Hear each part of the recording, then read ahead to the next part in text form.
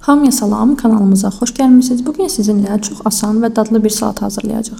Hazırlanması cəmi bir neçə dəqiqə çəkir, amma dadı sadəcə möhtəşəmdir. Bəs bizə hansı məhsullar lazımdır? İlk növbədə 3 ədəd orta boy qırmızı soğan götürürük və onları aypara şəklində nazik-nazik doğrayırıq.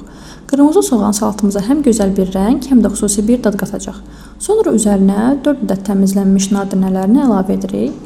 Ardınca isə lobya əlavə edirik. İstəsəniz hazır konservləşdirilmiş lobyadan istifadə edə bilərsiniz. İstəmirsinizsə evdə özünüzün bişirdiyiniz lobyanı da əlavə edə bilərsiniz. Hər ikisi əla nəticə verir. Yaşıllıqlardan isə bir dəstə keşniş və bir dəstə şüyüd götürüb xırda-xırda doğrayaraq salatımıza əlavə edirik.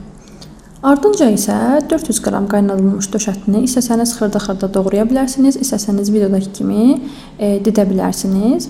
Və üzərinə zövqə görə duz, istiot və mayonez əlavə edərək hamısını yaxşıca qarışdırırıq ki, bütün dadlar bir-birinə qarışsın, bir-birinə xopsun.